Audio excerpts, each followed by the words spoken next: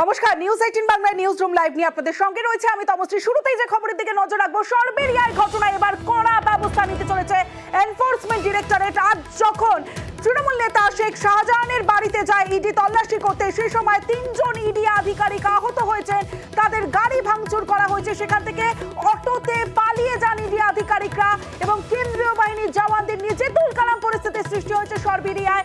সেই সরবেরিয়ার ঘটনায় এবার কড়া ব্যবস্থা নিতে চলেছে এনফোর্সমেন্ট ডিরেক্টরেট।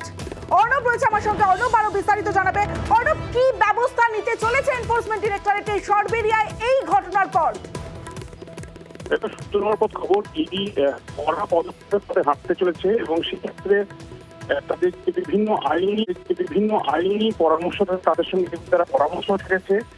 কেন্দ্রের সঙ্গে অর্থাৎ দিল্লির সঙ্গে বারংবার এটা নিয়ে আলোচনা বৈঠক হয়েছে এবং তাতে এই ঘটনা কোনোভাবেই বরদাস্ত নয় এবং একটি বিষয় খুব তাৎপর্যপূর্ণ, যেটা একাধিক জায়গায় ইডি তল্লাশি হয়েছে, কখনো এ ধরনের ঘটনা ঘটেনি। তাহলে কি ইডির অফিসারকে সিআরপিএফকে খুন করার কোনো চক্রান্ত ছিল?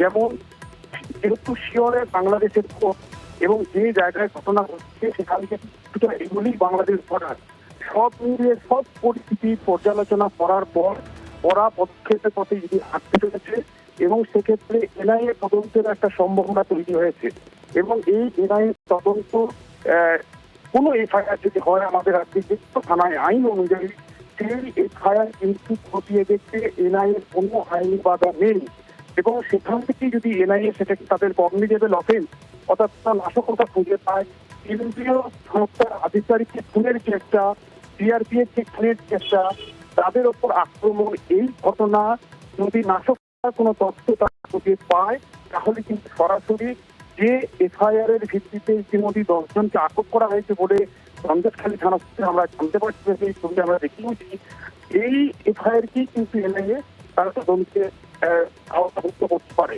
অন্যদিকে লিগ্যাল অর্থাৎ আইনি পদক্ষেপ ইতিমধ্যেই ইডি বিশেষ আদালতের নির্দেশে ইডি তদন্ত করছে, তদন্তের অগ্রগতি সময়ে সময়ে মামলার শুনানি চলাকালীন তারা জানাচ্ছে, সেই আদালতেও যেতে পারে ইডি, এমনটা আইনি পরামর্শ সেরে রাখা হয়েছে। অর্থাৎ একদিকে এনআইএ তদন্ত পাশাপাশি ইডি বিশেষ আদালতে আবেদন করে পুরো বিষয়টা জানানো এবং পুরো বিষয়টার মধ্যে নাশকতার কোনো তথ্য লুকিয়ে রয়েছে কিনা, কারণ এর আগে একাধিক নেতা মন্ত্রীর বাড়িতে যদি তল্লাশি করেছে, কিন্তু কি এমন হলো সন্দেশকারীকে যেখানে রক্তাক্ত হতে হলো? তাহলে কি বাংলাদেশ এই মুহূর্তে একেবারে বাংলাদেশ লাগোয়া আমাদের এই জেলা, সেই জেলায় সন্দেশখালীতে কেন্দ্রীয় আধিকারিকদের খুন করার কোনো চক্রান্ত তৈরি হয়েছিল? এই বিষয়টা মিটে পা ফেলে ইডি এগোতে চাইছে।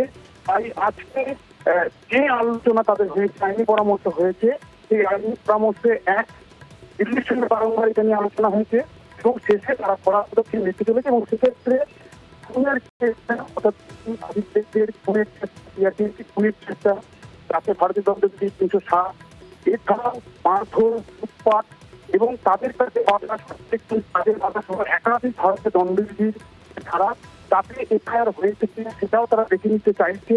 সেক্ষেত্রে সন্দেশখালী থানার এফআইআর কি হলো, কি ইনসিডেন্ট হলো, সেটা নিয়েও তারা ইতিমধ্যে খোঁজখবর ভিন্ন লেভেলে শুরু করেছে। সব মিলিয়ে কড়া পদক্ষেপ তারা যেমন নিতে চলেছে, আদালত তারা বিষয়টা আনতে চলেছে এবং এই পুরো বিষয়তে এনআইএ তদন্ত, যেহেতু যে কোনো আমাদের রাজ্যের থানায় যখন এফআইআর হয়, সেই এফআইআরটা এনআইএ খতিয়ে দেখতে কোনো বাধা নেই এবং সেখানে এনআইএ খতিয়ে দেখার সময় তারা খুঁজে পায়, সেক্ষেত্রে তারা নাশকতার কোনো গন্ধ খুঁজে পেলে তারা কিন্তু এনআইএ তদন্ত এগিয়ে যেতে পারে।